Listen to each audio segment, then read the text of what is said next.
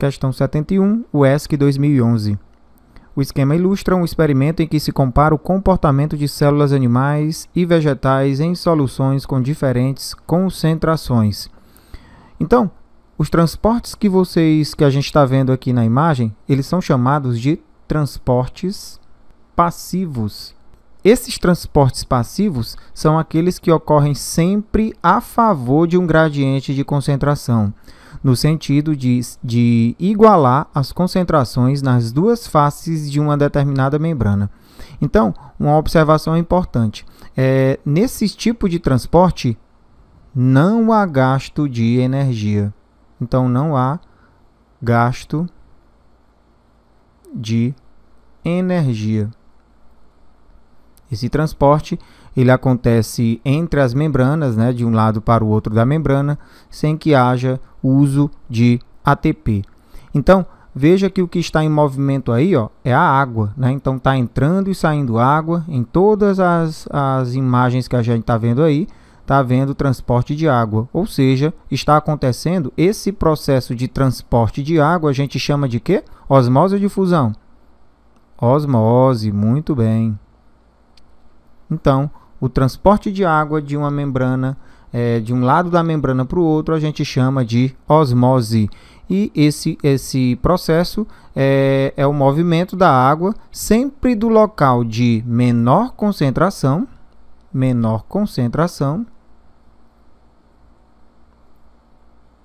para um de maior concentração. Então, a osmose é o processo que a gente está vendo e seria o transporte de água sem gasto de energia, né, de um meio mais concentrado, ou melhor, de um meio menos concentrado para um meio mais concentrado. A pressão com a qual a água é forçada a atravessar a membrana é conhecida por pressão osmótica. Neste transporte não acontece gasto de energia. O outro transporte em que não há gasto de energia seria a difusão. A difusão, diferentemente da osmose, ela consiste na passagem de moléculas não dissolventes, porque aqui, no caso, a água seria o solvente, né? O que dissolve. Nesse caso da difusão, acontece a passagem de moléculas de soluto do local de maior concentração para o local de menor concentração, até se estabelecer um equilíbrio. É um processo lento, exceto quando o gradiente de concentração for muito elevado ou as distâncias percorridas forem curtas. A passagem de substância através da membrana se dá em resposta ao gradiente de concentração. Quando a gente compara soluções com concentrações diferentes, a solução com maior concentração de solutos é chamada de hipertônica. Eu vou apagar aqui. E aí a gente vai ficar atento. Então, uma solução, ela é hipertônica.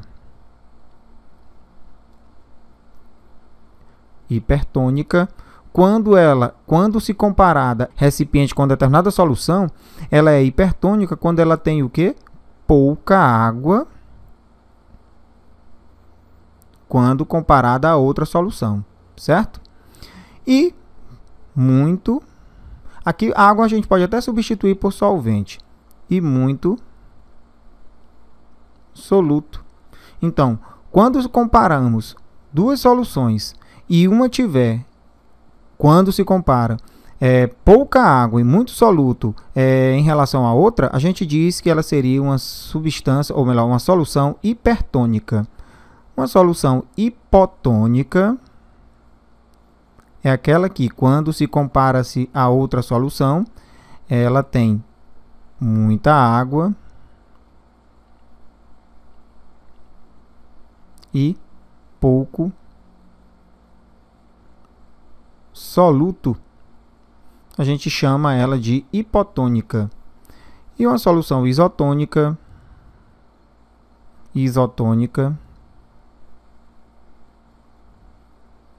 é uma solução que consiste, quando a gente compara com outra solução, quando ela tem a mesma quantidade de solvente, de água, né?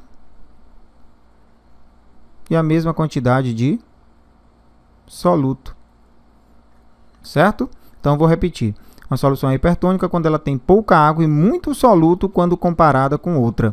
Uma solução é hipotônica quando ela tem muita água e pouco soluto comparada com outra. E uma solução ela é isotônica quando ela tem as mesmas quantidades de solvente e soluto de uma outra solução. Então, quando colocamos uma membrana entre soluções com diferentes concentrações, o solvente desloca-se da solução hipertônica em sentido à hipotônica. Isso, o solvente, né? Até que as duas membranas se tornem isotônicas. Então, o que acontece? Aqui nesse caso, em todos os casos, aqui a água seria o solvente. Não há gasto de energia, ela é transportada de um lado para o outro da membrana sem que haja gasto de energia. Lembre o seguinte, eu tenho que lembrar da seguinte situação. A água, ela se move para os locais onde ela tem menor quantidade. Então, se eu tiver uma membrana semipermeável e se em um determinado, fazendo um comparativo aqui, num lado da membrana eu tenho pouca água e no outro lado eu tenho muita água, o que vai acontecer? Essa água ela vai se deslocar para o lado onde se tem uma menor quantidade de água, até chegar em um equilíbrio. Então, a água ela tende a se movimentar para os locais onde a sua concentração de água, né, é menor. É a mesma coisa quando você, por exemplo, quando cai uma gota de água no solo, no chão, né? A tendência é que o quê? Esse pingo d'água ele vá, logicamente, se espalhar, né? Então, essa gotinha d'água, ela quer se movimentar para os locais onde ela não está. Então, a mesma coisa acontece nessa situação. Perceba que a entrada de água aqui, ela é maior do que a saída. Então, esse meio interno da hemácia, que aqui é uma hemácia, né? E aqui é uma célula, se bem que ele nem citou aqui, mas possivelmente seja uma hemácia ou uma célula animal, e aqui seria uma célula vegetal. O que a gente pode perceber aqui? Que como a célula ela inchou, aumentou o seu volume, é sinal de que houve uma entrada maior de água. Então, eu posso dizer que esse ambiente interno da célula ele é mais concentrado que o meio, que seria esse aqui, certo? Se esse meio ele tem mais água e menos soluto, então o que eu posso dizer? Que esse meio ele é o quê? Hipertônico ou hipotônico? Ele é hipotônico. Vou até botar aqui. Ele é hipotônico em relação ao meio interno da célula. Se o meio interno da célula ele tem mais soluto e menos água, então eu posso dizer que esse meio interno da célula ele é o quê? Hipertônico ou hipotônico? Ele é hipertônico quando comparado ao meio em que ela está. Ficou claro? Ok, então, dando sequência aí, eu posso dizer que esse meio ele é hipotônico. Perceba o seguinte, na célula vegetal, a situação ela é diferente. Se a gente colocar uma célula vegetal murcha em água pura, em que a concentração é nula, há entrada de água na célula até o máximo que ela pode conter, o que a torna túrgida. Então, essa célula possivelmente ela esteja túrgida, né, ou inchada, como a gente pode dizer, né, aqui comparado com a célula animal. Então, o volume dela aqui é máximo, né? Então, ela está túrgida. Mas a célula não estoura. Por que ela não estoura? Diferentemente da célula animal, que a célula animal ela pode absorver grande quantidade de água, um volume de água, até chegar ao ponto de estourar. Então, isso não acontece com a célula vegetal devido à presença da parede celular que é mais resistente. Colocando a célula vegetal túrgida em solução hipertônica, ou seja, com pouca água, ela vai perder água para o meio, né? Ficando murcha. Mas a parede celular ela não vai sofrer qualquer alteração. Se a concentração do meio externo continuar maior que a do meio intracelular, ela vai continuar perdendo água, e aí isso, né, pode provocar a separação da membrana plasmática da célula, da parede celular. Esse processo denomina-se plasmólise. Então, ó, perceba que bem aqui nessa situação está saindo mais água do que entrando. Então, ela está perdendo água, está se desidratando. Mas só que vai chegar um ponto em que essa célula vai perder tanta água que a membrana plasmática dela vai se descolar da parede celular. Mas a parede celular continua, né, intocada, né? Então, acontece perda de volume, porém, ela continua, sua parede celular continua, se mantém da mesma forma.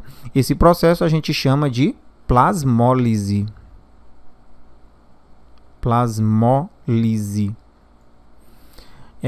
E é característico de células vegetais. O processo inverso ao da plasmólise, quando a célula ela volta a aumentar o seu volume, né, pela entrada de água, a gente chama isso de deplasmólise. Em que a célula plasmolizada, ao ser colocada em água pura, de baixa concentração, volta a ficar túrgida.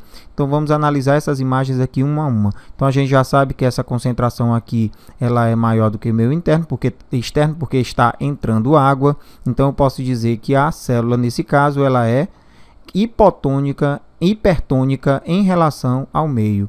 Se a gente olhar para cá, acontece a mesma situação. Olha o volume celular aqui, ó. Ela aumentou, porém a parede celular se mantém intocada, né? Tá entrando mais água do que está saindo. Então, a gente pode dizer que o meio ele é hipotônico em relação ao meio hipertônico da parte interna da célula. Professor, ainda não entendi. Lembre o seguinte, porque a gente geralmente relaciona hiper com muito, né? E tônico com água. Mas na realidade é o contrário aí, ó, hipertônico. Hipertônico é quando se tem pouca água. Lembre que a água ela não quer se movimentar para todo lugar onde ela não está? Pois é, se tem pouca água, então na hora que eu entrar em contato com um ambiente que tenha muita água, mais água, o que é que vai acontecer? A água desse lugar ele vai se locomover para cá, né? Se deslocar para cá. Agora, o hipotônico, hipo, é quando se tem muita água, né? Se tem muita água, a tendência é que o que? Essa água ela vá se deslocar para os locais onde tem pouca água. Então, se eu colocar uma célula hipotônica em um ambiente com pouca água, né? Eu não digo hipotônica, mas fazendo comparativo com esse ambiente, ela seja hipotônica, o que vai acontecer? A água ela vai se deslocar para o ambiente em que se tem menos água, e a consequência vai ser a célula murchar. Então aqui, ó, esse meio ele é hipotônico em relação ao meio interno da célula, e a célula que ela é hipertônica em relação ao meio. Nesse caso, olha o que acontece aqui. Em um meio isotônico, isotônico é quando os volumes são iguais, né? A quantidade de água aqui e a quantidade de soluto são iguais ao do meio. Então, essa solução ela é isotônica, e essa também é isotônica quando comparada às duas células. Em um meio hipertônico, em que a concentração de soluto é maior, né? Tem muito soluto e pouca água, o que vai acontecer? Se a gente comparar esse meio à parte interna da célula, a gente vai ver que a concentração do meio interno da célula é menor do que o meio que ela está. Então, tem mais água aqui dentro do que aqui. Então, o que vai acontecer? A água ela vai tender a sair de dentro da célula. E aí, no caso da célula, da célula animal, ela vai murchar. Como ela não tem parede celular, né? O volume dela diminui aí. E no caso aqui da célula vegetal, ela vai sofrer plasmólise, ou seja, ela vai murchar, mas o volume da parede celular permanece o mesmo. Então, há perda de água e aí ela vai murchar também. Então, vamos lá para os quesitos, que é hora da gente responder essas questões. O esquema ilustra o experimento em que se compara o comportamento da célula animais e vegetais em soluções com diferentes concentrações. Então, a análise desse experimento permite afirmar que, letra A, células vegetais modificam intensamente a forma da parede celular. Modificam intensamente. Isso é falso, né? quando são colocadas em ambientes com gradiente de concentração. Isso é falso, porque o que foi que a gente falou ali anteriormente? A gente pode perceber pela imagem, vou até voltar. Perceba que na imagem aí, né, a célula não sofre qualquer alteração estrutural quando colocada em qualquer um dos gradientes de concentração. Então o volume dela se mantém, né? Claro que o volume interno da célula vai sofrer mudança, mas a parede celular não sofre. Então, letra A é falso. Letra B, representa um exemplo de transporte passivo. Transporte de água de solvente é um transporte passivo, pois não o quê? Não há gasto de energia, né? Não há gasto de ATP, de energia, certo? Porque envolve uma tendência ao equilíbrio iônico sem gasto de energia na forma de ATP. Perfeito. Letra B é a nossa resposta. Letra C. O tipo de transporte caracterizado é o ativo. Aí, está sendo o contrário que a gente está falando, né? Porque o deslocamento do solvente é a favor do gradiente de concentração. É falso. Quando falamos a favor de um gradiente de concentração, devemos lembrar que esta situação é relacionada ao soluto e não ao solvente, que é o que está sendo deslocado, né? O meio mais concentrado ou menos concentrado, né? Quando a gente fala em solvente ou em soluto, né? A gente lembra da ideia de mais concentrado, menos concentrado. Estamos levando em consideração o soluto. Nesse caso, o quesito está errado porque o transporte que estamos referindo é o de água, ou seja, osmose, em que não há gasto de energia para que isso aconteça. Então, letra C, falso. Letra D. A osmose em células animais se caracteriza pelo deslocamento de soluto de um ambiente hipertônico para um ambiente hipotônico. Não é o contrário, não? Osmose, transporte de água em células animais, deslocamento de soluto de ambiente hipertônico com pouca água para um meio que tem muita água, isso é falso, né? Por quê? Como a gente já falou antes, pois não é deslocamento de soluto, mas sim de solvente, né? Ele falou soluto aqui, né? Estranhamente. De solvente, que no caso seria água. Lembre-se também que quando a gente compara dois meios, podemos dizer que o meio é hipertônico quando ele tem pouca água e muito soluto quando comparado a outro meio. Um meio é hipotônico quando ele tem muita água e pouco soluto quando comparado a outro meio. E o meio é isotônico quando um meio tem as mesmas quantidades de água e soluto quando comparado a outro meio. Então, o quesito é falso. Letra E. Tanto as células vegetais quanto as células animais murcham ao serem imersas em um ambiente hipotônico. É falso. Hipotônico é onde tem o quê? Muita água. Eles vão o quê? Aumentar. A célula vegetal não, mas a célula animal vai o quê? Aumentar o seu volume, não é isso? Então, elas não vão murchar. Ambiente hipotônico é aquele que tem mais água que o meio interno da célula. Então, se fora tem muita água, a tendência é que essa água entre na célula, fazendo com que ela aumente de volume. Ficou claro? Ótimo. A gente vai ficar afiado, né, com essa parte de transporte de substâncias aí, de soluções, né, praticando questões. Tente responder mais questões que você vai ficar afiadíssimo aí nessas questões.